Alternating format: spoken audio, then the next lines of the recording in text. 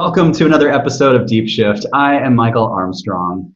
My guest today is the host of the Further Liberation podcast, Michael Dunphy. Michael, welcome to the show.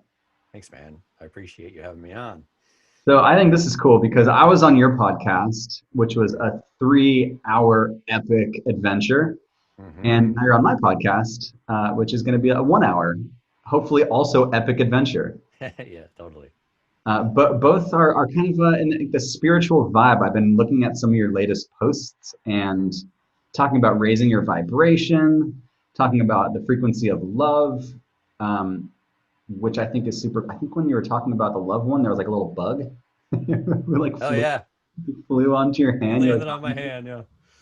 Well, no, I think he landed on my face, and I tried to wipe him off, and I was like, oh no, and I edited it out because I was actually staring at this bug for like maybe a minute or two, and I ended up like messing up his legs, so he was trying to walk away, and I was like, go ahead, fly, and he just wouldn't go. But yeah, yeah, he was just hanging out with me for a bit, but he was all right. I love that you kept that in the video. I was Yeah, cracking up so much. It's like I was talking about love, and love for all beings. So I know. Same here. Whenever I find a spider in my house, I never kill them. I always like pick them up, a little piece of paper or tissue and let them go. yeah, Um, same. I just feel like it's bad luck to kill spiders in the house. Sure, yeah. They Yeah, protect you too, man. Like they keep the bugs out that you don't want. they keep the bugs out exactly. Yeah, Hmm. and they're kind. They're kind creatures. Yeah. Hmm. I'm not totally sure how I feel about so like sometimes there's like little tiny bugs that like a mosquito. I have no problem killing a mosquito. Yeah, that's fair. I get it. And There was a time where like I was just I guess getting way more used to the practice of what is it called? Ahimsa. Are you familiar? no. I think it's a Buddhist practice. I don't even know, but ahimsa mainly means like to be kind to all beings no matter what. Mhm. So I remember I was out one time with my friends and we were at a cabin and it was really warm out. So I was walking around with my shirt off and there was all kinds of sand flies and mosquitoes. And where we come from in Labrador in Canada, the bugs are crazy. Like you get eaten alive. It's insane. So, but I I was can't just like, handle that. okay, it's just a little pinch. I can handle the pain. And they're just trying to eat their dinner. So I'm So you're just just like, letting them bite you? for the most part, but every now and then Wow. I'd be lost in conversation with my friends. And then I guess I was a little bit less conscious and I would feel one bite me and I'd go, oh, I'm like, oh, I'm sorry, man. But yeah.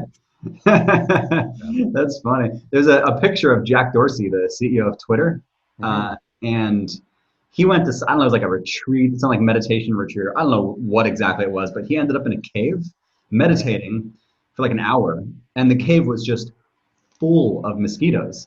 Right. And he shows a photo of himself, and it's just like he's literally like orange with like thousands of mosquito bites all over, and he's just meditating while they're just sucking his Right. blood. See, that's the mentality I have. Cause like when I am in a higher state of consciousness, I can breathe through whatever little pinch a mosquito gives me. It doesn't bother me if I'm not at a lower vibration kind of thing. Yeah, maybe I've just been at a lower vibration because I just don't like when they suck my blood. I think it's inconsiderate and a little bit rude. That's fair. That's fair. And when I squish it, it Mhm. like it like pops with like blood. And I'm like, Yeah. oh, that's my blood. Oh man, he's just been Yeah. feasting on me all night. Yeah. Right. Hmm. But for the most part, I'm like with insects, the tiny little things. I just put myself in their shoes, Hmm. and I'm like, they're just trying to enjoy their life, and I don't want to be that big guy who comes in and just kills them for no reason. So, Exactly. Right. If for you the don't most have part, a reason to kill, then why do it? yeah, unless it's a mosquito, then I'm like, hey, you should come back as a caterpillar and become a beautiful butterfly, maybe in your next life. There you go. Yeah. Or like ants. Like I had an ant infestation in my house, and I was like, I wonder if, at first I was like trying to like get them out, Hmm. but then it was like nearly impossible. There were so many, so Yeah. I just had to kind of wipe them up and put them down the Hmm. sink. I was like, You know, oh man, we still what got to is operate in this world, in this gotta world in operate? general. Like you can practice ahimsa as much as you want, but just the very fact of washing your own body, you're killing billions of bacteria. So there's True. always going to be death no matter what. So the best you can do is reduce it as much as you possibly can and practically can. Yeah, that's such a great point. Yeah, there used to be bumblebees in LA where I grew up, And Mm. as like a little kid, I would run around spraying Raid on them, Mm. and they'd fly up and then just fall down. Right. You know, for some reason, I got a kick out of that as a kid, which Yeah, I was the same way. I love killing little things when I was a kid. I was always killing bugs and stuff and just getting a little bit of joy. It makes you feel a little bit powerful when you do so. right, like hunting. I remember I went Mm. hunting with my buddies and like with like BB guns. I've never been hunting Okay. with like an actual gun. I could do that, but with like a BB gun, and we were shooting lizards. I shot this lizard, and the BB went straight through one eye and out the other, and No just way. instantly died. I was like, whoa! Oh my God. And I looked at it. I was like, I never want to do that again. Right. Like, Yeah, don't blame you, man. first, if you're gonna die by BB, like that's the way to do it. You know, like instant, Mm. just boom, done. And so my friends Yeah. would go out and they'd be like trying to shoot birds, and I'd be like shooting the branches so that it'd scare them and they'd fly away. Ah, it's like that episode of The Simpsons. You ever see that? I don't know which Where episode is that. Bart goes to hang out with Nelson, the school bully, Yeah. and Nelson has a BB gun, and he takes Bart outside, and Nelson is trying to shoot birds, and then Bart goes to shoot one, and I think he moves to the left to avoid. He's like, I don't want to do it. Like you can see he's like battling with this. He's like, I don't Yeah. want to kill the bird. So he moves to the left and tries to shoot next to the bird, but he shoots the bird anyways. And Nelson's like, oh man, you got him even with the crooked sight. He's like, oh, crooked sight. Ah. And then Bart feels terrible because the bird was a mother and had eggs in a Yeah. nest. And it was a really powerful episode, man. Wow. Yeah. That was me. That was me as a kid. Mhm. It was just yeah. I got a pretty interesting story about that, man. When I was young, I didn't go hunting very many times, but there was one time where I went with my dad and my uncle. I was probably like maybe 12 or 13 years old. And my dad and my uncle were doing the shooting. Me and my cousin, who was a year younger than me, they would shoot partridge. I don't know if you're familiar, but they're a small like bird. Mm. Anyways, so they'd shoot the partridge and they'd shoot them with a shotgun. So if they were too far away and there wasn't enough blast to actually kill the partridge, then me and my cousin were like the bloodhounds, like the dogs. We would run out and get the partridge, and if it wasn't dead, we would pick it up and choke it to death. Damn. And I can remember doing that. And the first time I did it, I picked one up and I was like, and then I Oh, could feel this. Oh my God, it was such an uncomfortable feeling. I didn't like it at all. But at that time, when I was that young, I was just good at shutting down my feelings in general. So I was like, no, can't think of this. So I just shut it out. And then since I shut it out completely, I had no connection to the animal after that. And then every time my dad or my uncle would shoot one, me and my cousin Mark would be like racing to get to the partridge because we were so pumped. We were no so way. like, yeah, it was like a competition, who can get to the partridge first kind of thing. Oh, it's Choke crazy. it out. Who Mm-hmm. can? Wow. So the first time you did it, it kind of like numbed it, and then after that, you're like, Yeah. yeah. Like, Once I shut off that emotion, it was just nothing anymore. And I was able wow. to completely disregard their lives, just treat them as objects, essentially. That's fascinating. I mean, that kind of like makes sense why some people just like go out shooting and like Yeah, killing animals and stuff. They completely disassociate from like the fact that there's a single consciousness, and that animal is another version of ourself, just living in a different exactly. time and Yeah. space. That's Mm-hmm. trippy, dude. That's really interesting. Mm-hmm. Shutting off emotions. I feel like it's a very masculine thing to do. Oh, 100%. Yeah. It's like Yeah. I was pure very much masculine. encouraged to that when I was young. Yeah. What Mm-hmm. what kind of helped you get out? Have you got out of that? Are you still Oh, choking yeah. off birds? Oh, man. I feel my emotions so intensely nowadays. It's crazy. Sweet. But yeah, and I welcome it. I embrace it every time now. I don't ever shut down my emotions because that just creates tension within my body, and then Sure. which creates tension within my mind and my soul or whatever. It's just, so Yeah. it's hard to let energy flow through you and feel that joy of living when you're holding on to an emotion you never processed properly, right? Yeah, Oh dude. yeah. That's the new masculine is fully in touch with his emotions. Still 100%, still man. a powerful being, still Mm-hmm. that powerful leader brings Mm-hmm. brings it, but Yeah. in touch with his emotions and lets others, creates the space for others to be in touch with their emotions. Right. That's like Exactly. that's like the divine masculine. That's dope. Mm-hmm. Yeah. Yeah, it's kind of like that what's happening on the planet right now because we've dominated the planet, masculine energy, the masculine dominant force for the last few thousand years, Yep. enslaving people and killing and wars. And, Hmm. that's like the macro scale of what we're talking about here with like hunting little birds. Like people Hmm. have been hunting each other for thousands of years, and Yeah. we've just been like totally cool with it and like conquering planets and taking over lands and Hmm. pillaging villages. And whew, that's Yeah. a lot. We're like Yeah, man. skidding on the brakes right now. Yeah, I know. We're finally starting to realize what we've been doing, Yeah, it's the like, effect we've had. yeah, yeah, right. And it's like, to a certain point, it was necessary to like protect ourselves and to like Hmm. conquer this planet. To like really, we had to get around this planet first and explore and figure out what was going on. But Right. and then there was other villages, and then they're hostile, and you treat them with respect, but all of a sudden they sabotage you. It's just it's crazy. Mm. And it's how it's kind of still happening around the planet with all different countries. But right now, it's like the divine feminine is rising, Hmm. Hmm. We're which is coming back just to so, equilibrium, man. yeah, Hmm. exactly, We need a exactly, yeah, balance of both. right, yeah. Some people, I was listening to this podcast, and someone was like upset about the future is female, those shirts, Mm. Yeah. which I always thought was super cool because yeah, future is female, that's legit. Yeah, we'll have female leaders all over the place. But it isn't about like the future isn't female. The future just has more feminine energy. Hmm. We Yep. need more female leaders because they bring the feminine energy.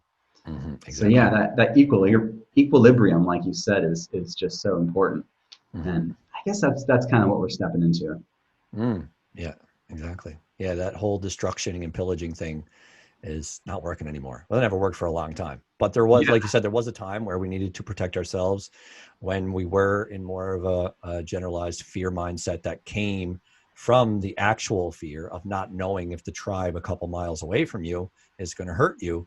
So you take that whole preemptive strike type of mentality. But nowadays, the fear comes from, I guess you could say, a different source. It's not necessarily that our neighbors are threatening. It's somebody who wants to control us are telling us that our neighbors are threatening. When in reality, when you speak to your neighbors, they're like, oh, I don't want to hurt you. But you're not listening to your neighbors. You're listening to the guy who is on TV that says, question your neighbors. They could Mm, hurt you. So yep. that's Yeah. changing as well, man. That is interesting. Yeah, it's like we no longer have the fear of where are we going to get food? Right. Are we going to hunt? Is there going to be do we, is there a pack of wolves that we can hunt in the nearby area? Or, Mm. we no longer have that, but it's almost like people still have that built-in desire to feel the fear. It's like this addiction to it. So Mm. you turn on the news and just, oh yes, like tell me about all the people who have been killed today. Like what? Hmm. Like Yeah. really? We subject Hmm. ourselves to that. Why? Yeah. Yeah. It's pretty intense. Yeah, Yeah. I think that whole idea of the desire to do it, it it comes from the desire for safety. When you're acting out of rage or you're being aggressive towards someone else, you convince yourself that you are preventing your own demise. If I go hurt them first, then they can't hurt me. And that kind of mentality is like what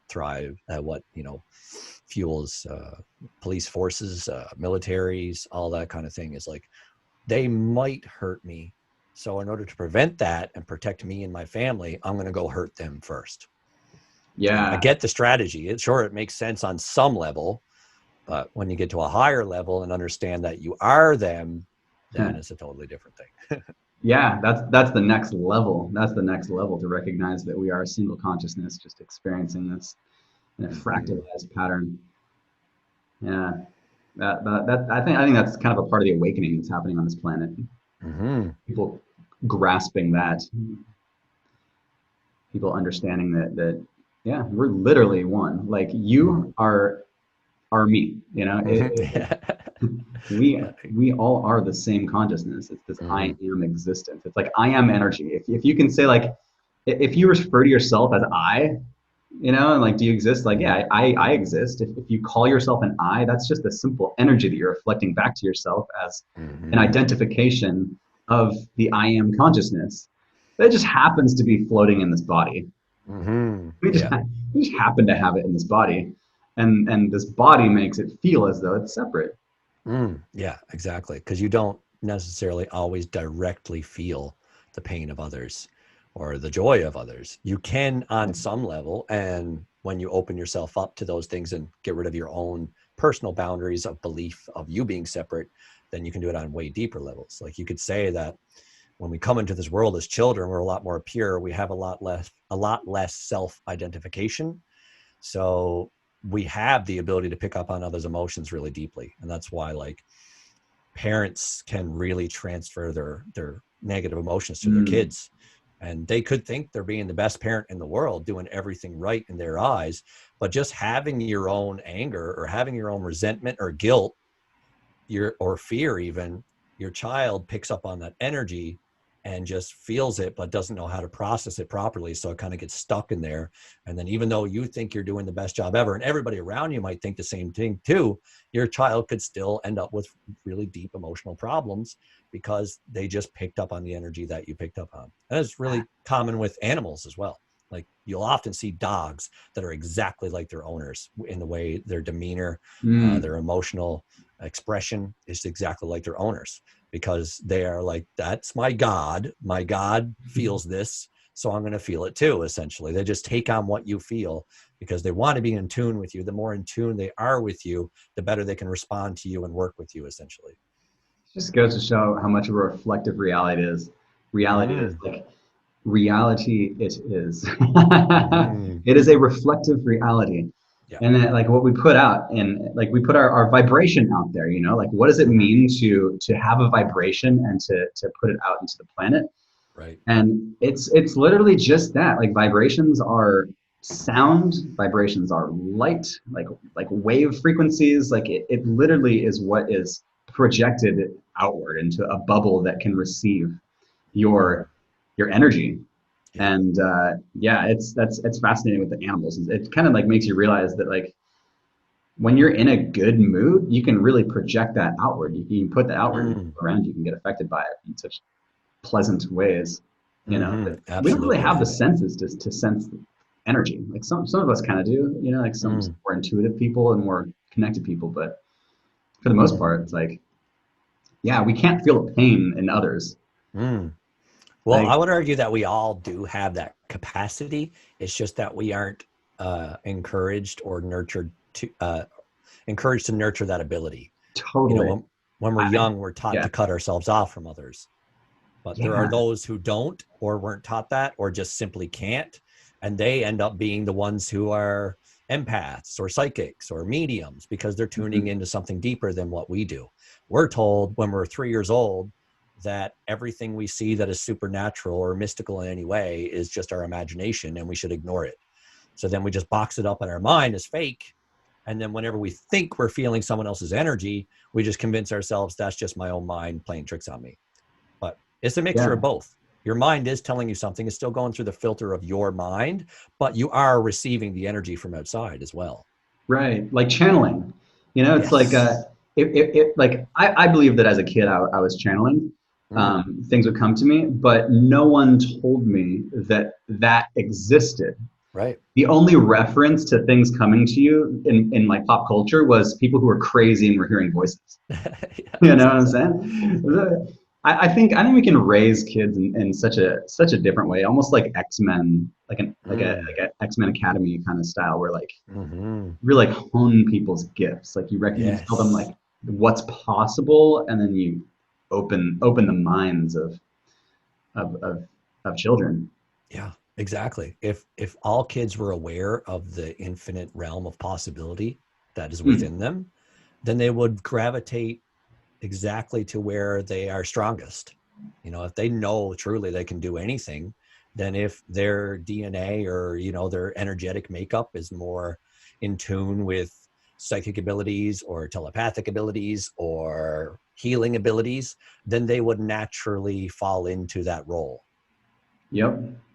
Yep. That's and the kids that are being born now, it's like like my cousin my best friend had a kid. Like you look in their eyes, and it's like they have these all-knowing eyes. Yeah, And it's totally. like not all babies have that. Not all babies that Mm, I've seen. Some are they're just babies. They're just like they're just kind of like But like, yeah, especially some of the recent kids, like they just seem special. Yeah. They just seem like they're special. And with like Dolores Cannon, all those stories of in the Dolores Cannon books of Hmm. um, souls that are choosing to come to this planet to awaken people, Right. to raise the frequency of this planet. Some of those higher conscious beings, like maybe the like angels or the angelic beings or the beings who live in existences or planets where like everything's like pretty chill and everyone loves each other. There's no war.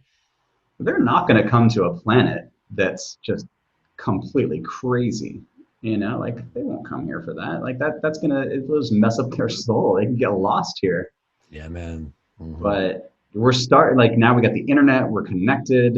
Like we're no longer like dominating the planet. Now we're like, okay, wait, how can we heal the planet? It's like I think now we're at a time where a lot of these souls are volunteering to come. Yeah, exactly. They are aware of the shift, and they are here to keep it going essentially and encourage it. They're Yeah, aware it's of the really cool to shift. see. By the end of 60 years ago or something like that, not many higher beings were jumping at the opportunity to go live on Earth. Yeah, exactly. And like 200 years ago, it was like slavery. Like 500 years ago, where it's just like kings and like total dominant, like just kill whoever for saying anything. Yeah, Yeah. yeah, totally. And yeah, it's just a recent thing where you're not killed for saying what you want. I mean, Hmm. still, it's Well, I not. don't know. To some degree, I think it still happens behind the shadows. Yep, yep, I don't definitely. know. Some people are suiciding themselves all the time Mhm. after speaking out their whole life about something that goes against the grain. And even though they might have said, I will never commit suicide, they just happen to end up with a rope around their neck. I think Yeah, it still happens. Just it's more discreet now. Back in the day, like you said, 500 years ago, if you speak out against the king, you'll be publicly killed. yeah, And that's just like so the king can show you do not question me. But yeah, now, if you speak out against the powers that be, they will pretend that you are free to speak as much as you want, but then they might put some poison in your food or something like that. yeah. Who knows? It's I don't definitely know. That's what happening. seems to me, anyways. I can't prove any of that, but Yeah, it just I seems like think. there's I mean, evidence for it. I have seen plenty of those people. So like if you have dirt on someone too high up and you start to Mm, speak out, if yeah. they start to feel as though they are being threatened, then yeah, if they're that powerful, they have ways to make you kind of disappear. Then you'll commit suicide in your jail cell when all the cameras are off and all the Right. guards that were supposed to Jeffrey be watching Epstein. you are just on their break. Yeah, I mean that's it. Yeah, because Jeffrey Epstein, he was with powerful people Hmm. and yeah. He had a lot to say. Yeah. But I think for the most part, like we can talk about like spirituality, religion, we can talk about stuff like that. Yeah. And I don't think we're really gonna get killed for that. No, You know? it's when you really have the power to really change the way things are, because I think the powers that be are trying to figure out what to do now, because they've wanted to pretend that they could give us freedom. So they allowed us to research all these subjects and say you could have freedom of religion and freedom of expression, but then people use that freedom to find the truth. And now those people with the truth are speaking up and growing all the time. And the powers that be are like, oh man, didn't see this coming. Hmm. What do we do? So, Yeah. but it's inevitable now in my eyes, man. There's no doubt in my mind that we are moving towards a more harmonious world. And the people that control with fear are just going to lose their power. Doesn't mean they're going to die. Doesn't mean we're going to put them in jail. Who knows what could happen? A lot of them might have beautiful redemption stories where they're like, I only controlled people because I was terrified all the time. Yep. And that's the way I was raised. Or I had a gun to my head saying that if I don't become this dictator or whatever, then I was going to be killed. So, who knows how it could go from here. But one thing I am for sure of is that we're moving into a loving world. Yes, we definitely are, and I believe in pure abundance. I think we have plenty of resources to go around, and it's not about taking down the 0.01%. It's not about like because if you take them down, someone else who's in the 99.99% who gets in that position of power is going to act exactly the same. Exactly. it's more of a mentality shift. Like Mm, they can still live their millionaire billionaire lifestyle while also being in of service to others. You know, and yeah. shifting some of that money, like to live an extravagant lifestyle. Billionaires, that's kind of like a totally different class, but like the Mm, millionaire lifestyle, yeah, I think everyone could potentially live a millionaire lifestyle. I mean, yeah, everything's possible. Pure hmm. abundance is 100% possible. So Oh, absolutely, man. yeah, it's not like spreading the wealth creates. It's not. Yeah, it's. I believe we're on a path to a much more harmonious, beautiful future, like you said. Hmm. That new Earth energy, Totally, man. bringing that new Earth energy. We're already there in many ways. Right? Yeah, we really are. We really are. It's like we were saying, it's a level of consciousness, right? You and I are there. Yeah. There's some people that are still afraid to take leaps. They're like, oh, I don't know if I can give this up because it's always served me. The system has always served me. The only reason why I'm here and some people aren't is because the system never served me. When I tried to operate within the system, I didn't get rewarded. Yeah. I felt I always had that to struggle in the system. So rather than just continuing to struggle, I started to question me like, is this really the best way to operate human life? Like, isn't there a better way than competition and greed and killing and murder and all that negative stuff that comes with it?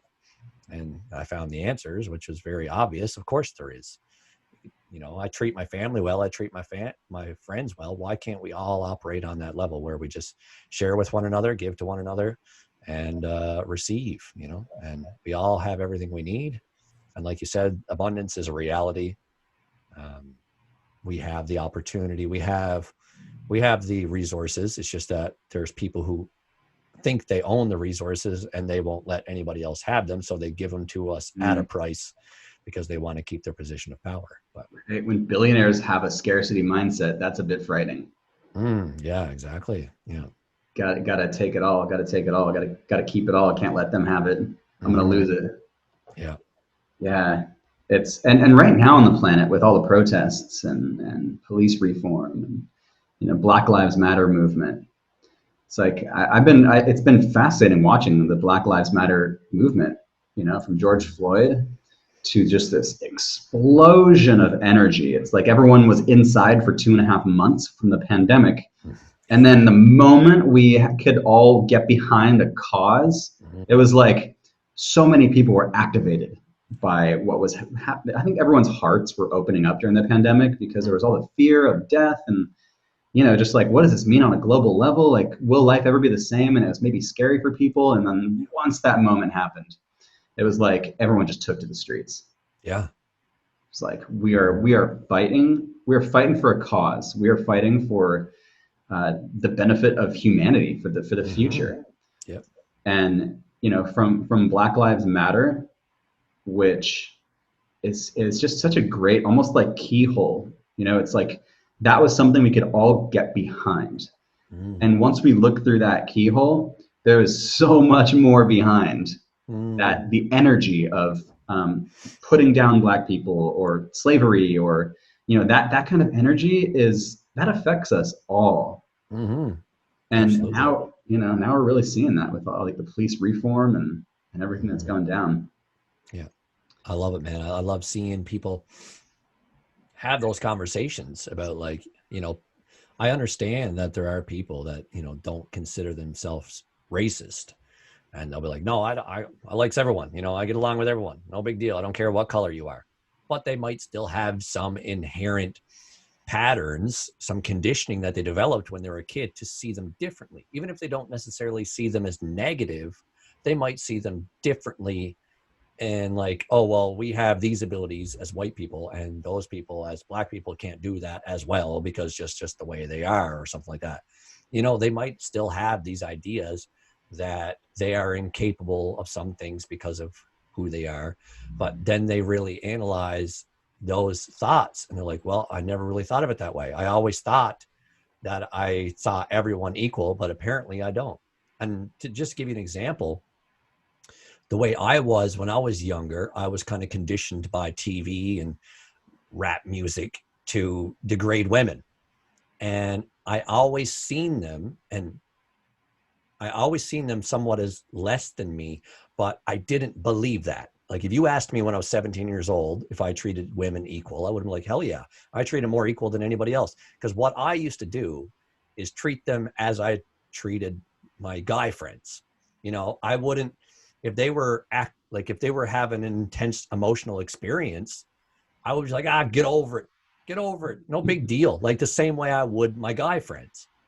But I didn't That doesn't go. understand that my guy friends at Hall practiced how to push down their emotions because that's the way they were raised. But these Mhm. girls in my life, they were encouraged to feel their emotions. So they didn't have that skill to just shut it out. You know what I mean? And it's not a healthy skill to have anyways. So I realized later in life that I thought I was treating them equally, but I was treating them how I thought everybody should be treated. Like I thought everybody should be told that they should get over their emotions. And when I seen women being more emotional in general, I seen that as a weakness because that's how I seen my emotion in my own self. Mm. But after figuring that out, that my emotion wasn't my weakness, it was actually my avoidance of the emotion that was the weakness. Mm. I started to really tune into my own emotions. And in turn, in a way, I tuned into that feminine energy within myself. And then I really started to understand the plight of women. I was like, man, they got it rough, man. I was like, holy shit, how have I been just trying to shove them away? I'm like, get over it. There's no big deal. You know, that kind of attitude doesn't work for everyone. Sometimes it hurts. Sometimes it helps. You know, there's times where you need to be snapped out of it. There's times where I've had emotional responses and my friends are like, man, just, you got to let it go. And Mm. just the way they say it was so powerful that you're like, I'd be like, yeah, you're right. And I would be able to move past it a little bit because of the urgency they kind of spoke to me with. But sometimes I would need somebody to hug me and be like, it's going to be okay, cry it out, you know, do those things. But my mentality was always just dismiss their emotions and tell them to get over it and tell them to grow up, essentially. But that's not the right way to go about it. So I Yeah. started to realize that even though I thought of, in my mind, I was treating everybody the same, even though I thought that I was being kind to women and men alike, I still didn't treat women with respect because I seen them as emotional beings who were stupid and never used their intellectual, logical minds. And I was like, Mm. of course, because for my materialist type of mentality, I thought that logic and reason was always the answer. Emotions were never the answer. To me, emotions are just there to teach you a lesson, and then you got to get over it and let it go. So yeah, I basically shunned them and didn't respect them because I didn't think they were logical, rational beings, whereas I thought men were. And if men acted with emotion, I wouldn't have respect for them either. I only respected the people who were staunch into logic and reason and never let their emotions control them whatsoever. But now I realize it requires a balance. Sometimes you got to listen to your head. Sometimes you got to listen to your heart. And when those two are in odds with each other, you listen to your gut. Yeah. Wow. Yeah. I've been learning so much from women lately. Mm. Like what you're saying, like with emotions, emotions are so powerful, and to have emotions that kind of like, like go everywhere, or to like be in control of your emotions, even control, like it's such a masculine way of looking at it, Yeah. but like, but to just like kind of just to love your emotions. It's like if Mm. sadness comes up, to just love the sadness and be like, hey, I see you, sadness. Like, is there anything that you wanna teach me or tell me? And then Mm-hmm. all of a sudden it's like, oh yes, I do. Like I just want to cry and I just want to, release. And it's just this, thank you for acknowledging me. And then all of a sudden the sadness leaves and you're like, yeah, I feel a lot better now. Yes, man. Because It's like, ultimately it's a vibrating energy. And if you ignore it or try to keep it from getting out, then it's just going to be stagnant and it's going to uh, vibrate within you and create that tension. But if suppression you of energy. mm, Yeah, suppression of energy. That's like school shootings, all that like terrible stuff is just suppressed energy mm, over and over and over until it just like turns into this like weapon inside of our being that just sprays out in horrible ways. It's like, mm, yeah, the suppression of emotion does not help anyone. mm-hmm, mm-mm. It You got does to not feel it, help. man. You got to feel it. In order to heal it, you got to feel it. In order to heal it, you got to feel it. Ooh, Mhm. wise words from Never Michael. heard that one before? That's not my words, but it's brilliant. It's accurate.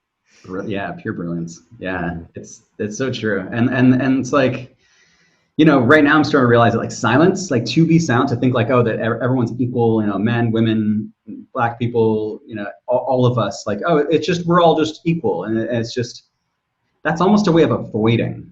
Mm, Like, I don't see color. I don't think about race. All that. mm, It's almost like because there's so many aspects in our society that does not help black people, like whether mm, it's how the financial system is giving money to communities. Like it gives a lot more money to communities, maybe white communities or ethnic communities, and because maybe a black community doesn't have as much money, it's like they're not raised as well. Maybe their education isn't as good, and mhm, maybe that creates more like gangs and violence and all that.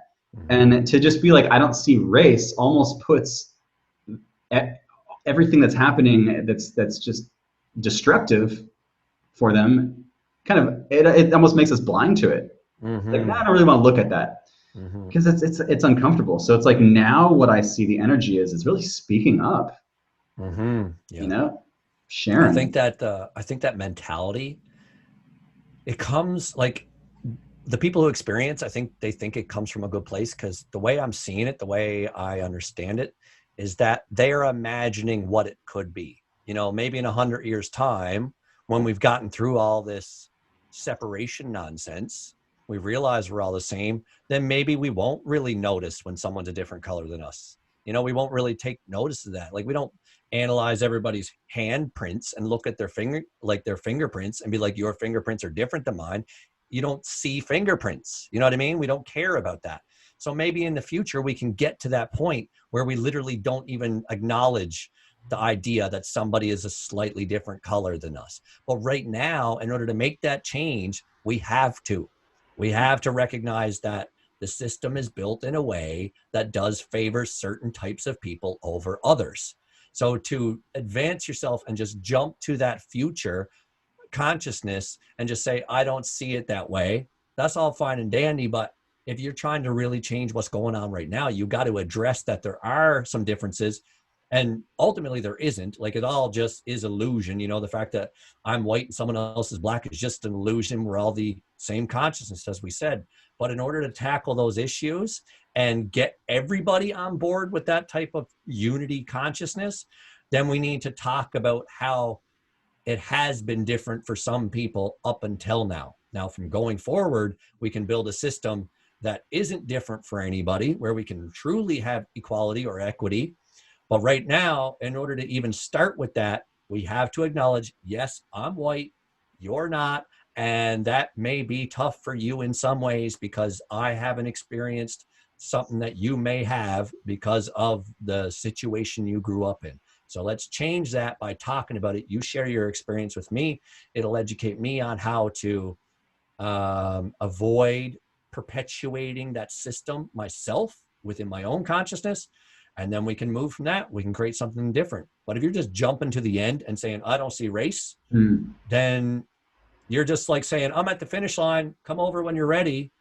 But people are like, how did you get there? You know what I mean? Like, can you help us get there? We could use Right? some help over here. Yeah, you're So like seeing people struggling, and you're like, I've already made it to the end. It's beautiful over here. yeah, Stop struggling. exactly. Yeah. It's similar to what's referred to in, and again, I don't know if it's Buddhism or Hinduism. I always get it mixed up, but the Bodhisattva path. You ever heard of that? No.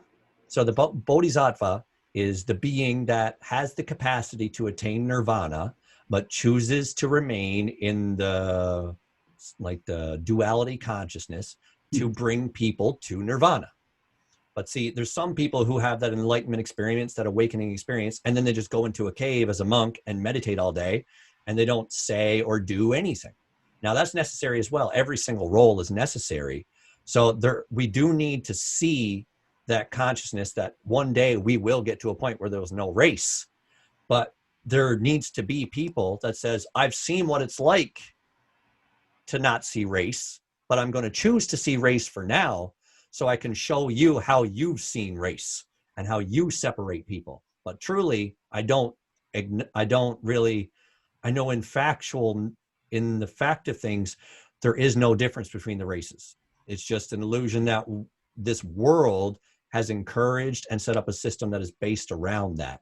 So it's necessary for those people to see that endpoint, but then also come back to where we are and say, this is how we all get to the end.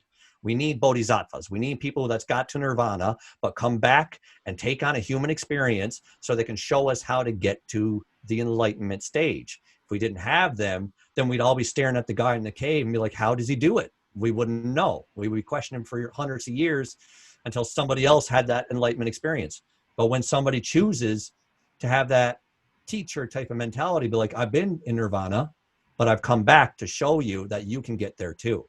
So we need those people that say, yeah, I've seen what it's like to not see race in my own consciousness.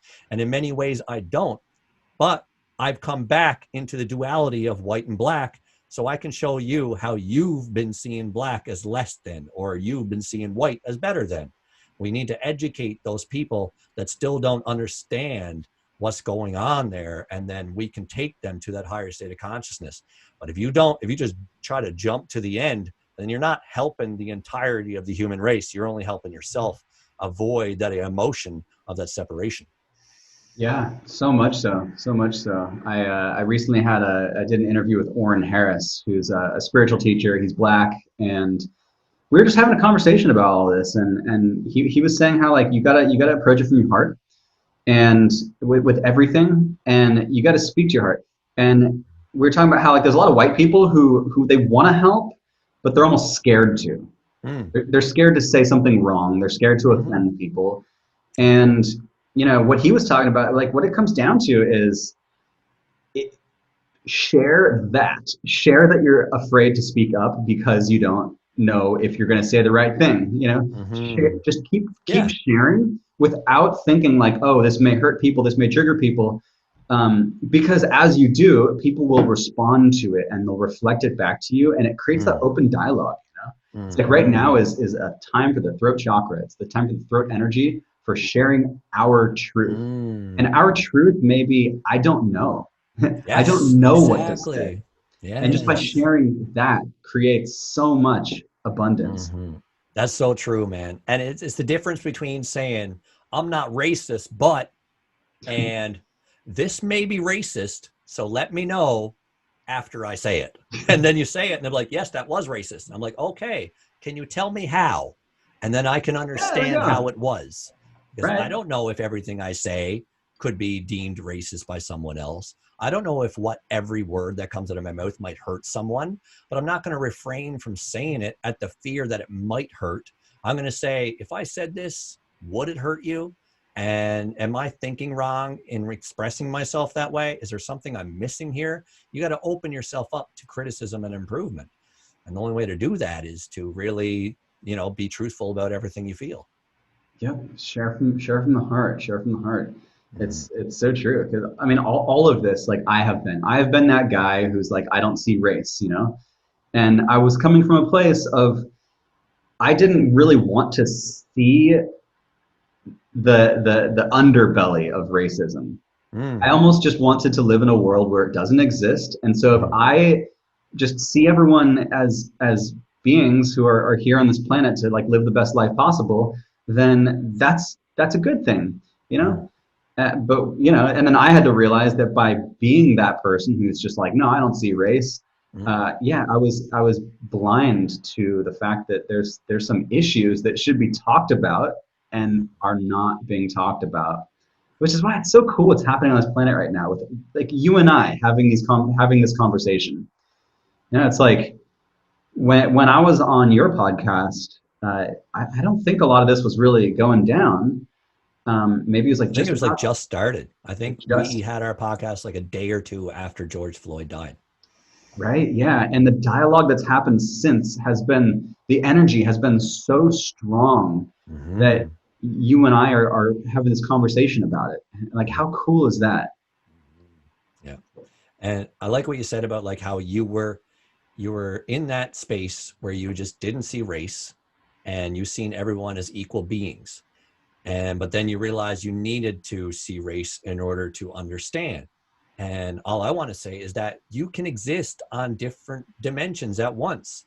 You can both understand that we are the same and that we are one consciousness. And at the same time, you can understand that we are different and have different circumstances.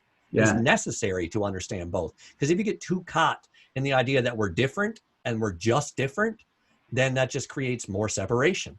But if you get too caught in the fact that we're all the same, then when somebody tries to speak to you about their experience, you're not going to listen to them. You're just going to like, get over it, let it go. It's just your ego. And you're just going to expect them to just drop a lifetime worth of ego in 1 second, which is not something everyone can do, man. So it's necessary to be operating on both dimensions, on both levels of consciousness, on the fact that we are all the same, but there are differences as well. Both are true at the same time. Yeah, to come from that perspective, that's where you get the enlightened beings who recognize it and then come back to share their enlightenment with others. I'm curious as to where this is all headed. Like the energy on this planet is getting more. The energy is increasing on this planet.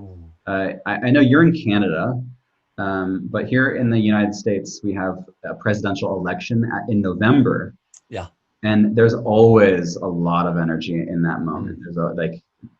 There's polarizing sides of people who just like fighting back and forth up to the point where like these two representatives of each side have these debates to the point where everyone votes to choose a single person. And there's a lot riding on this emotion or on this election.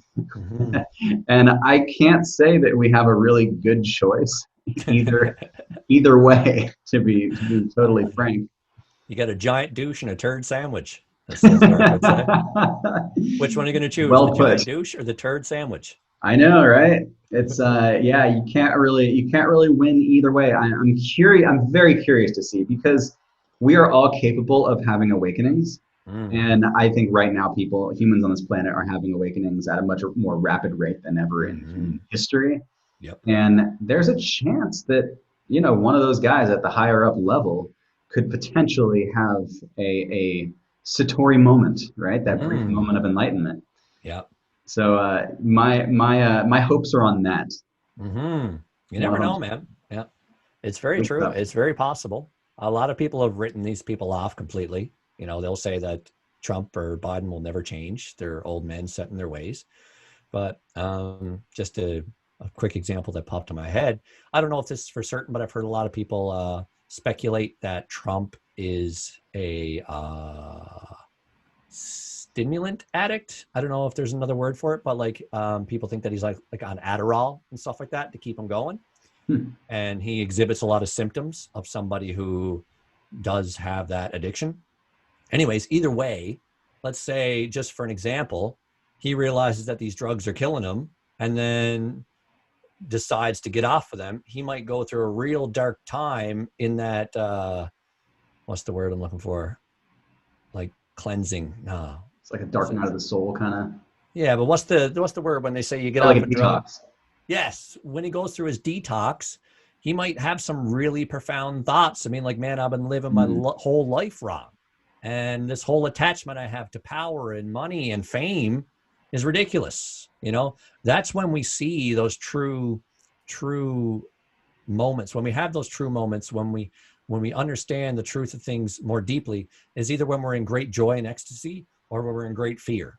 So he might end up actually dealing with some great fear to the point that he might have some revelations, and then he might change completely. Who knows? Biden could do the same thing. Who knows? But either way, the idea of depending on those two to be our leaders is just asinine in itself. So, the people have to start leading. You know what I mean? Everyone has to realize that this whole two-party system is just, it doesn't work. And the whole idea of running a country on the falsehood that there isn't enough to go around doesn't work either. If everybody in power just decided our main objective now is to take care of everyone on a basic level, give everyone the food and shelter and clothing they need, and then we'll see where we go from there, then we'll make great strides. But until we start to have those types of mentalities and have those types of ideas, then we're going to just repeat the process of bad leader after bad leader. Be like, oh, how do we handle the budget? We only got so many $billion. Should we give it to the military so we can kill and steal more? Or should we give it to medical care so we can fix people's hearts when they've spent a lifetime eating poison? You know what I mean? Like, maybe we could stop eating the poison. Maybe we could stop being fearful of our fellow earthlings and make a lot of different changes that way. You know, the answers are not going to come in how do we balance the budget. It's how are we going to redistribute these resources to take care of everyone? And then that's our foundation, which we can build utopia on top of. Yeah, yeah, it is fascinating how a president really doesn't affect us hardly at all. Mm. Like, it's crazy, and it really does come down to the people. And I think once we actually unite and realize that we're all in this together, you know, like whether you like guns, okay, cool, like, you know, you like guns or you want to legalize weed, like sweet. If we all worked together and we're like, what can we create that would be a benefit for all? Perhaps we can, then all of a sudden the politicians, they just kind of follow whatever the people want. Yes. To a certain level. Yeah. It's like politicians, I remember, like, I was looking on, I was doing some research. This was maybe like 6-7 years ago. And there were 0 members of Congress, Senate, or any presidential candidate who endorsed legalizing marijuana. 0. Mm-hmm. And now that the people have reached that tipping point, over 50% agree that we should actually legalize this plant that has many beneficial purposes. Mm-hmm. Now we start to see politicians who are saying, yeah, I agree, we should legalize marijuana. We had multiple presidential candidates that was one of their things. The moment I get into office, we will legalize weed. Yeah. It's amazing. We got so much power, we just don't realize it. Exactly. It is truly the people that speak, man. If the majority of people say this is how we want it to be, then our leaders are going to have to adapt because they want our vote. Simple as that. But they're also known for rigging the vote as well. So who knows? Yeah, right. Yeah. We just got to unite, man. We got to unite. And I think we're getting there. I think we're getting there. I think it's taken some time. We got some skeletons in our closet we got to shake out, dust things off a bit. Mm-hmm. But it's coming, man. Yeah, I think it's inevitable at this point. Mm-hmm. Absolutely. Yeah. I got no doubt. Yeah. I mean, I just signed it was a petition, or I just signed where they need signatures to put something on the ballot, and it was to legalize psilocybin mushrooms. Right. Here in Oregon. I'm here in Ashland, Oregon, and it essentially would make it so that you could go to a facility or to a doctor who then gives you your mushroom trip. You know, Wow. gives you some tea or a pill or however it's done, and you lay down and they just, you know, let you do your thing. Wow. And is that only on a medical standpoint, or is that recreational as well? that one would be just medical, which Gotcha. I don't fully agree with, but it's a good stepping stone to get towards recreational as well. You mean you don't agree with it only being medical? I don't agree with it only being. I don't agree with anyone getting in trouble for having a plant or for having, you know, that's just ridiculous. That's that hyper masculinity which needs to like control. Yeah, and we know what's good for you, kind of thing. We know it's good for you. Like, we're gonna treat you like a child. Like, come on, exactly. Come on. That's just the guys. You know, it's just the guys to put in any rule they want and say, as long as they can say it's good for you, and we know it's good for you, and we're looking out for you, then they can get away with anything. But if you say, we don't want you to decide what's good for us, I want to do what I want with my own being. I'm sovereign individual. I can choose how I want to use my body or use my mind. And we all take that power back, and then we can do whatever we want from then on. Yeah. A lot of those laws too are formed from racism. Formed from, we can use these things that people are using to control whoever we want. Yeah. we know populations who are using them, so we can control them. It's like, hmm, it's Now, dangerous. wasn't that something Nixon did? Nixon like made it a big deal, made weed and other drugs a big deal because he wanted to target the black population or the Mexican population. That was early in the 1920s. There was William Randolph Hearst. There were some politicians. It happened in two waves. And in the Mm, 20s, William Randolph Hearst owned all the printing presses, and hemp became a thing. mm, It started to encroach upon his industry, and so he owned the newspapers. So he was able to print in the newspaper. He literally printed stories that said a black man raped a white woman because he was high on marijuana. yeah. He completely made it up out of absolutely Right. nowhere. And then Mm, he was friends with the politicians who, yeah, wanted to control the Mexicans who were, hanging out in the states, and they were all about, smoking the weed, having a good time. And he right. saw that the politicians saw that they saw that they could come together, and they called it like marijuana, and it spelled like an H, I think, Hmm. basically using words that people didn't associate with the actual plant. Right. Didn't matter. They controlled the media, so they Hmm. controlled the narrative, which then easily created these new laws, and they're able to arrest now, yeah, some of these Mexican people Mm, because of these new laws they created. And then, yeah, then Nixon came in, and Nixon was a horribly corrupt politician who was uh, losing the Vietnam War, which was also a horrible war for us to be in the first place. mm, And uh, he was very unpopular because he's losing a war. A powerful nation in the world is losing a war against this little country, Vietnam, hmm, and so he declared war on drugs. He started the hmm. war on drugs, and he made all these drugs like fully illegal. The Yeah. 1920s made them like basically this made them like Right. whole spectrum illegal. Yeah. And that's why marijuana is a Schedule 1 drug, which is there's zero. So It's outrageous, man. so ridiculous. Yeah. And so he started to win the war on drugs. Mm, He would arrest sweeping arrests of people, hmm. and it actually worked. It worked really well. The more he said that he was arresting people for doing drugs and selling drugs, the more popular he became. Right. People didn't get it. They didn't understand Hmm. that what was actually going on behind the scenes. And so after that, every politician would continue declaring this war on drugs. Yeah. Reagan threw a ton of kindling on that fire, Yeah. Him and his and wife just yeah, say no. just say no. All that anti-drug propaganda, Hmm. which worked really well for him. He became Yeah. very popular because he was winning the war on Mm, drugs, which, if right. you look at it, is a war on your own citizens. Mm, hmm. Terrible, but Hmm. we Yeah. are we're waking up. Have you ever actually heard that recording of Nixon talking about how he's got to get a handle on the Negro problem or the hippie problem? Yeah, So he made those drugs, he made psychedelics illegal so he could justify imprisoning hippies because hippies were anti-war. And he wanted, I guess the black population was smoking weed as well, or maybe there's another drug that was associated with them. But he knew, let's just say it was weed. He made cannabis illegal as well, so he could get a hold on the civil rights movement. he fully admits it Yeah. in this recording, and I think Mm-hmm. it came out recently because Mm-hmm. of Yeah.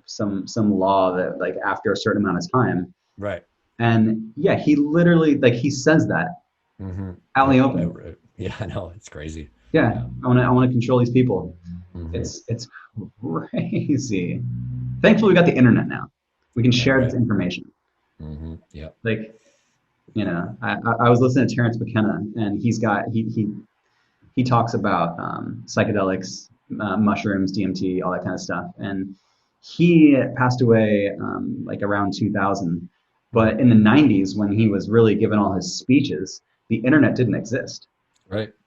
People who were going to his events were going because they wanted to know what this was all about, like what what Mm-hmm. mushrooms actually did. Like, wait, it creates an experience for you. Like, where do you, like, how does it work? How do you get them? Like, all that. And people wanted that information, and they had to seek it out. They had to actually go to events and find people who were possibly going through their town to get the information. Mm-hmm. Contrast that with now, where you just type in a Google search, what are the Yeah. benefits of psilocybin mushrooms? And go to earwid.com or Yeah, earwid.org. Can't remember yeah, which one it yeah. is. Here's Mhm. some trip reports. Yeah, exactly. Yeah. See Hmm. what's dangerous about it, what's not dangerous about it. Like, yeah, is there a lethal dose? Like with mushrooms, is a misconception that they're poisonous. Hmm. They're not Yeah. poisonous at all. 100% Right. not poisonous. It's actually impossible to die from mushrooms. The only way to Mm. die is if you eat so much your stomach explodes. It's like Right. 20 pounds of, so it's like, Yeah. so we're spreading good information. Yeah, I remember hearing that when I was younger, of course, that the reason why you get high from magic mushrooms is because it's poison and your body develops a fever to try to get rid of the poison, and the fever is how you trip. I never looked into it deeply, but then I remember hearing years later that that was actually not true. It doesn't operate that way, and that's not why it happens. Yeah. Yeah, it is just a chemical compound that exists within the mushroom that I guess triggers a certain receptor in your brain that just allows your brain to open up more, expand more. I know that LSD is the chemical compound of LSD is so similar to that of serotonin. And serotonin is basically the neurotransmitter that connects all the parts of your brain. So when you have more serotonin in your blood and goes beyond the brain barrier, then your brain just opens up more, connects to more parts. Instead of just operating one part at one time, you're operating many parts at one time. So you start to see things more clearly and see things from a different perspective. So LSD is so similar to serotonin in chemical makeup that it basically fills in the same receptors that serotonin would. Yeah. LSD also trying to legalize that. And there are many initiatives to legalize that in many states because Very it's, cool. it's, it helps as well. Mm-hmm. These are medicine. Yep. And if If used used with correctly. respect, Yeah, exactly. you You know, got to have that disclaimer there because if you're going into LSD for a party and a good time, you are going to have a bad time. But if you potentially. go into it with healing intent and understanding more and seeing more and connecting more, then it can be profoundly healing. Yeah, I think all of these sorts of psychedelics, I have a huge respect for them. Having done them myself, Mm-hmm. I realize that yeah, it's not just like party drugs. Like these are sacred experiences that are extraordinary. It's impossible to explain the psychedelic experience to someone who's never experienced It really is. Yeah. a psychedelic trip. It's Mm-hmm. impossible. It's not even. I've got relatives. I know people who have never had that experience and are Mm-hmm. quite biased against them, Yeah. and Yeah. it's just drugs Mm-hmm. Exactly. Yeah. for everything. Mm-hmm. It's all just drugs are bad. It's the whole Reagan thing. Yeah. Don't do drugs. 100%. Drugs are bad, and it's Yeah. so programmed. So much Oh, yeah. brainwashing has happened within our society that Mm-hmm. we it amazes me that people still think that way. I'm kind of Mm-hmm. in a bubble with people who are more open-minded. Mm. That when I step into the bubbles where people aren't yet that open-minded about these things, I'm like, wait, you still don't think weed should be legalized? Yeah. What? Right. Are You're you still back kidding there. me? It's legal, fully legal in Canada, right? Mm-hmm. Yeah. But So you it's can. pretty much a monopoly now. They Oh, made it theirs. the government did. It's a corporate thing now. Yeah. Um, our liquor stores are government operated as well, and a lot of provinces in Canada only sell cannabis through their liquor stores. And there's a lot of Oh, restrictions still. They've changed a little bit. They've gotten better, but we still got a long way to go. Like when it first got legalized, I actually worked at a dispensary. It's called Tweed, and one of the rules was when we sold something to someone, we had to tell them that they had to keep it sealed, like it's a sealed container. They had to keep the container sealed until they got home. And even when they get in their car, it's got to be out of their reach. If they have a trunk, it has to be in their trunk. If they don't have a trunk, it has to be in the very back seat as far as away from you as possible. I think we are like, but anyways, and then Yes. even if you go home and you open, say if you bought a container of like 30 grams, because sometimes it comes in 30 grams, and you open the container, took a bit out, smoked some for yourself that night, but then the next night your buddy's like, hey, come over, we'll get high. You could even, you get a cab so you don't drive, but you can't take your container that's got the broken seal in a vehicle. If the seal is broken, you can't take it anywhere. Is that still the law? I don't know. It was when it first legalized in 2017. I don't know if it's changed since. Yeah, it's crazy. Mm-hmm. It's like, it's nice that it's legalizing Mm-hmm. slowly. Yep. It's like baby steps. Yeah, exactly. Like, okay, we'll get there. We'll get there eventually. We'll get there Mm-hmm. eventually. We're making strides. Mm-hmm. But yeah, treating people like kids is funny. And It is, yeah.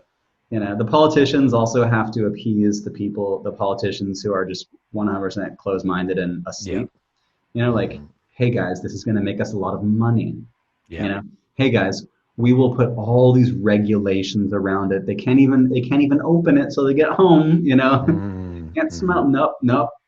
They gotta wait to, and they're like, oh, okay, okay, fine. Like, Yeah. I guess so. Yeah, exactly. As long as you entice them with the almighty dollar, Oh they're going to yeah. make changes.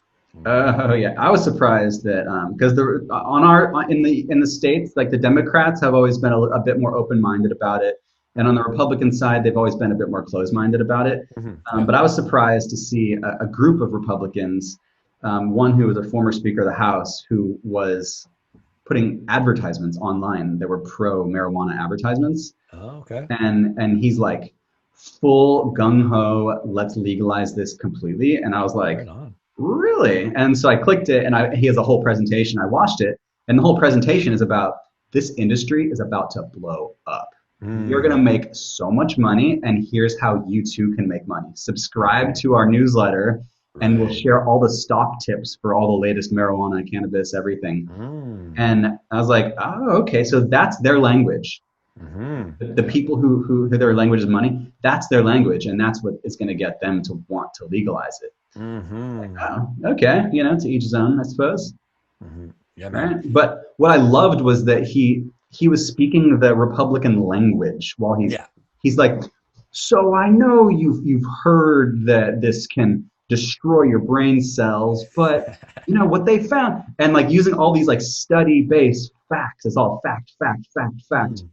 And I just found it quite fascinating to watch them just really be like super pro marijuana and how their approach was. Yeah. Right? Mm-hmm. So I Yeah. find it interesting that I've often said this, that capitalism, or even just a monetary system in general, is inherently self-destructive, because they are going with what the people want. If the people want to buy weed and they see it as an industry, then they are going to support it. So the same thing with like a lot more healing is going to happen now, because like you said, psilocybin, LSD might be become legalized because businesses are going to want to make money from it. Same things with like a lot of people are getting more into like traditional medicines, like you got Chinese medicine or homeopathy or things like that. People are going to school for these things, so there's going to be a big market for it, and capitalism is going to adapt to that market, and then eventually the whole population is going to be taking advantage of these healing mechanisms, understanding on a deeper level that we can heal ourselves. Mm. And then it's just going to be like, what are we still doing this capitalism nonsense for? Why don't we just take care of everyone? So it's funny how capitalism built itself up to this point, but now since it's going with our demands and listening to the people to see what we want is truth, and what we want is healing, and what we want is love. So they're just going to keep selling that to us. But then eventually we're going to realize that we can get it from ourselves and each other, and we're not going to need the system anymore, and the system's just going to fall away. It's like capitalism's the gateway drug to awakening. Yeah. Just keep giving the people what they want, Yeah, And if man. everyone Yep. does their part with sharing what people actually want, Mm-hmm. then it will eventually lead. It's like right now, the largest growing industry is the self-development industry. Mm-hmm. Exactly. It's Yep. becoming like multi-billion-dollar industry. Yep. And like Tony Robbins had this Mm-hmm. whole thing about it, how it's like it's blowing, because he was like OG in like the 90s, like Right. self-development. But now it's like Kevin Hart, the comedian actor, he just released an Audible book. It's in like an Mm-hmm. audiobook. I think it's only audiobook format, and it's a self-development book. But Mm. it's like half comedy, like him kind of like being funny, Mm-hmm. mixed with like how you can live your best life. Right. It's going mainstream. And I think that is people's desire to be healed. Yeah, man. People want it, and I think we're ready for it. Oh, 100%, man. Absolutely. And it's so different from just when we were kids. I can remember when we were kids, to improve yourself got you called gay.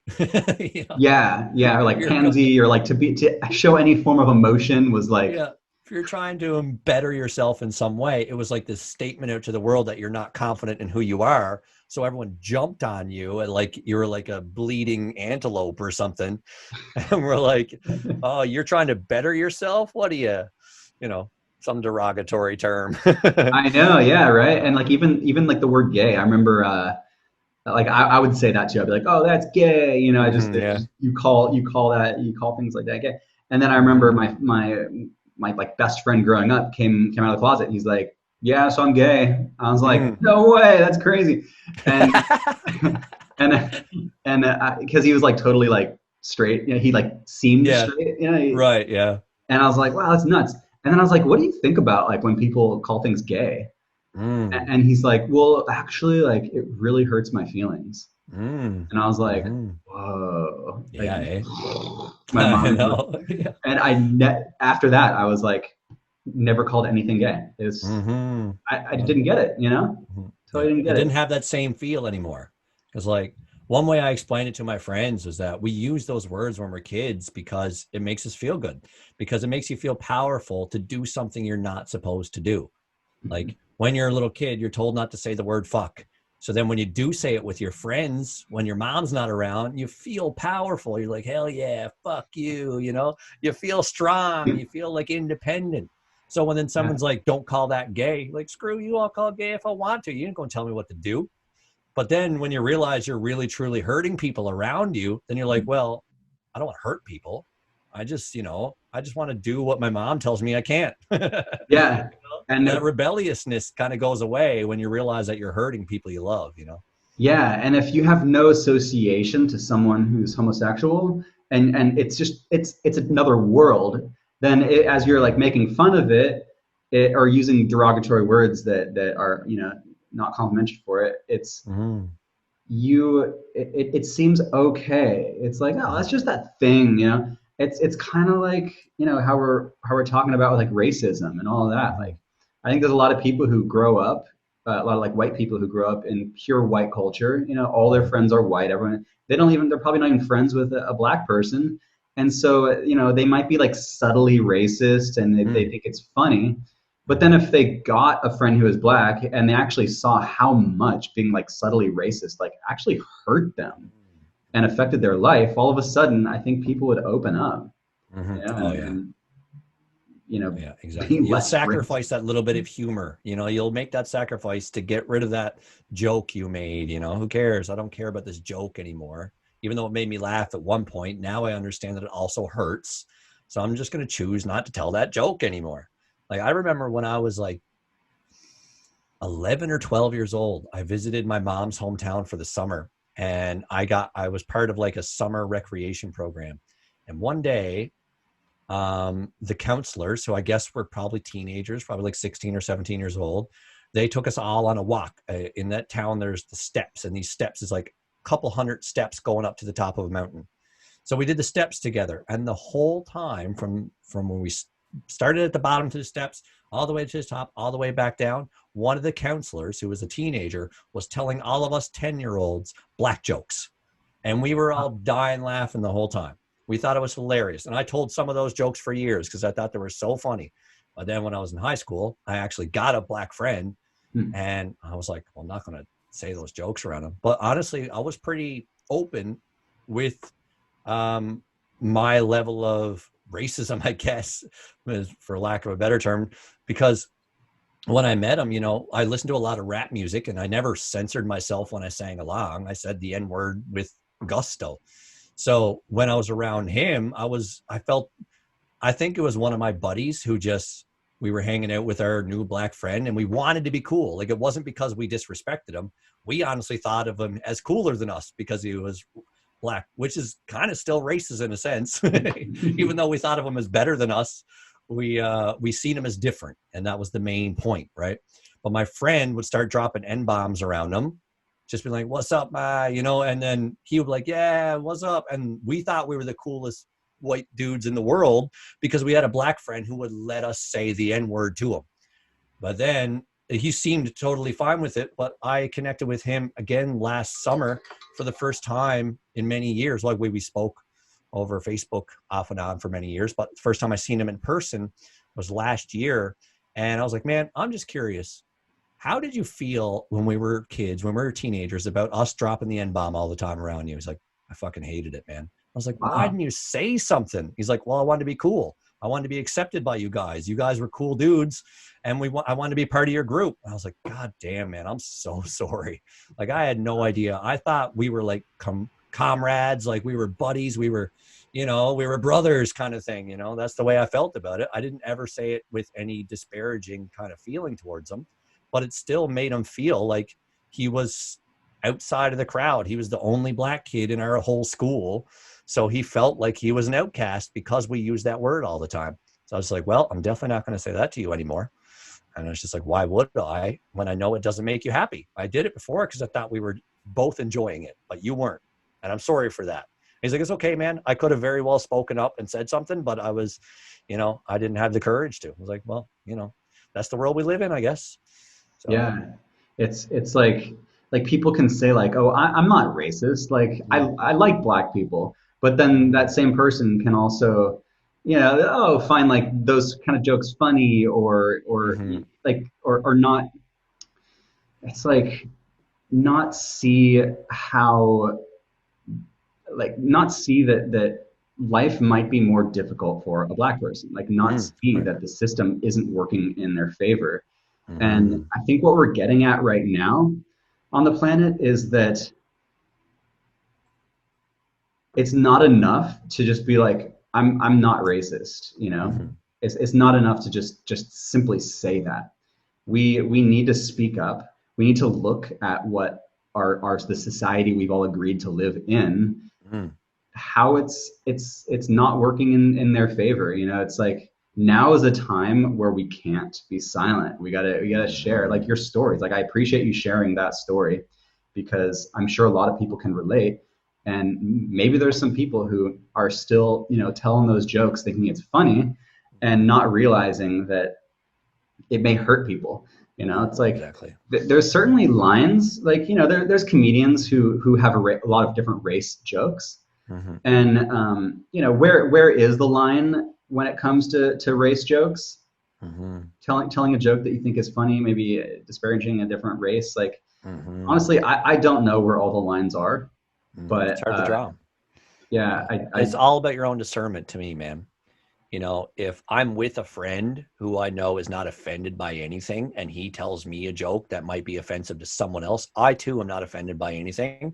So if I genuinely find the joke funny, I might laugh, but I'm not going to go and take that joke and say it around somebody I don't know because I don't know how that person feels. and then the next level is if like a friend tells a joke that's like kind of like making fun of black people or something like that, like Mm-hmm. actually speaking up and being like, dude, that's not cool. Right. Yeah, exactly. Yeah. Yeah. That's next Yeah. level, like Mm-hmm. actually speaking Exactly. up. Mm-hmm. It's like, Yeah. yeah, it's like when I was with my friends and we all were like shooting animals, and I was trying to shoot the like branch so that it would scare the bird. Mm-hmm. I wasn't speaking up. I was Mm. participating. I could have Yeah. easily been like, guys, killing animals is dumb. Like Yeah. to make an animal suffer is the silliest thing I've heard. Like, don't do Yeah. this. I'm not gonna Yeah. do it. I'm putting my gun down. I'm out of here. But Mm-hmm. I didn't do that. And I think right now it's about speaking up against Mm. all that stuff rather than just kind of like being silent and being like, I'm not racist. I'm just silent. Mm-hmm. Yeah. And when you say words like that, it does make me think a little bit differently about it. Like when you said speaking up against, with the way I operate and with the way I understand things, I'm not against anything in a sense. Like Hmm. I don't actively push away or try to squash out anything. I try to transform.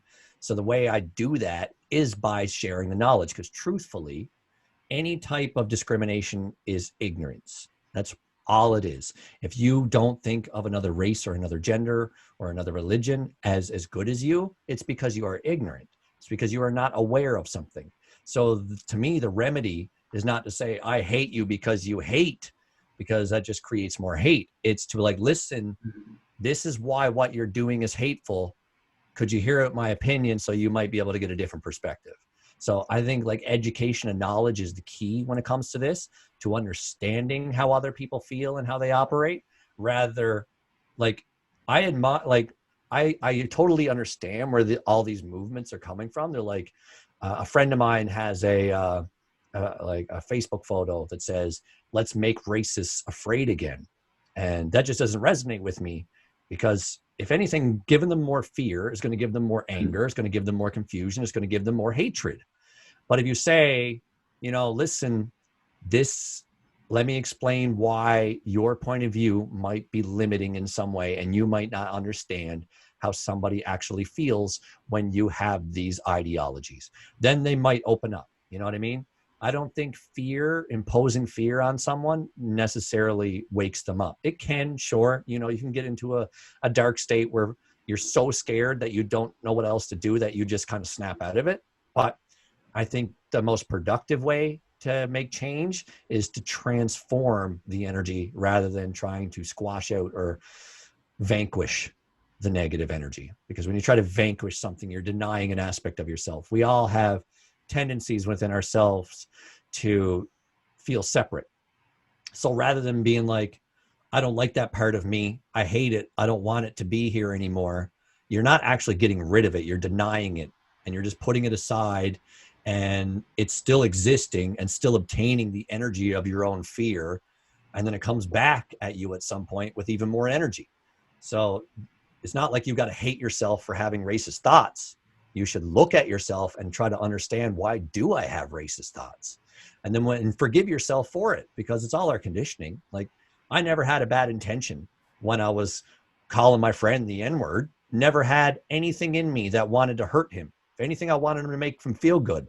But that was just my conditioning. I grew up idolizing rappers and thought, man, they got such a cool thing going on. They got this brotherhood. White people don't, when white people have a brotherhood, it's not looked at in a positive light.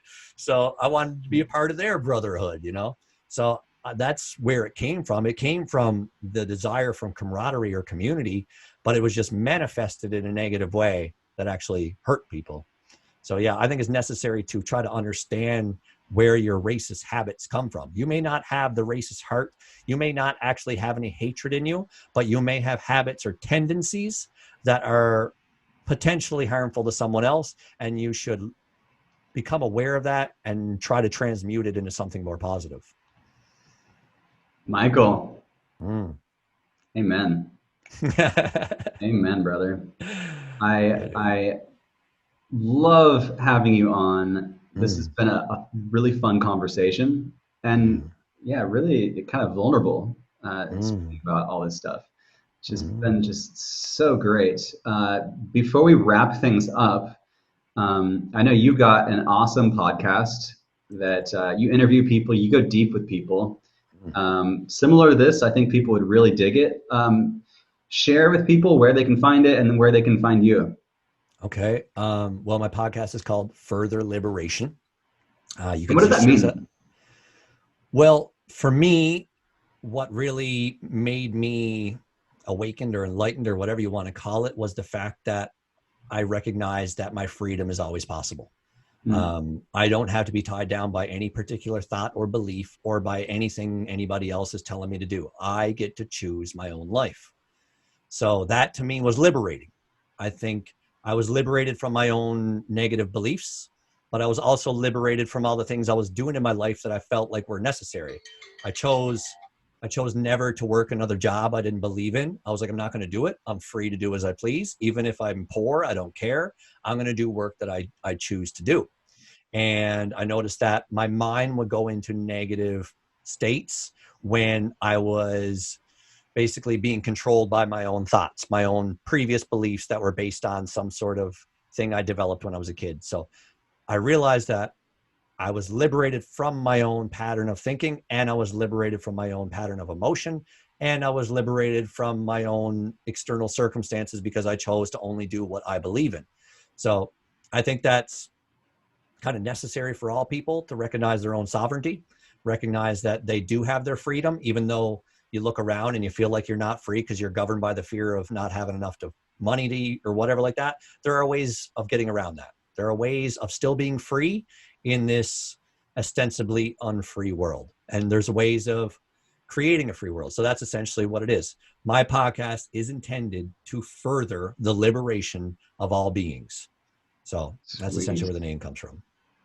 Love it. So where can people find your podcast? And so where it's on can they YouTube. find you? YouTube? You can just search it on YouTube, Further Liberation. I do have a website, what is more geared to what I do professionally, I suppose. Even though I don't necessarily identify with any one particular label, you could call me a coach, you could call me a spiritual guide, you could call me a healer. What I do is I just work with people on a deep level to find out what it is that's holding them back. And then we encourage basically their truest, highest self so they can become exactly who they want to be, who they feel they're supposed to be, find their true purpose. So I do that as well. That's all at furtherliberation.com. My podcast is also on there. And then what else? I feel like there's more. My Instagram is just Michael_John, and that's JAWN. And I have a YouTube. Well, yeah, Further Liberation is on YouTube, but I've got a couple of videos on that channel as well that aren't really podcast format. It's just me basically getting used to putting myself out there. I recorded those a few years back. So if you want to learn more about me, you can go to my YouTube channel, or you can go to my website, or go to my Instagram. I think that's basically it. Instagram, YouTube. My podcast is also on all the major platforms: Spotify, iTunes, Google Play. You can find it on there under Further Liberation as well. And I'll include some links to all these in the show description. So if you're tagging along, you can just tap that link and get some Michael goodness. Thank you so much. I appreciate the light that you spread. I appreciate who you are. And I just had a ton of fun. So thank you. Me too. All right, and guys, thank you for, go ahead. I said, it's just my pleasure, man. My pleasure. All around. Here we go. Let's create this new earth. Mm-hmm. Let's just keep it going. Let's just keep it going. Yes, sir. All right, everyone. Thank you for tuning into this episode of Deep Shift. We'll be back again. Till next time, take care. Peace.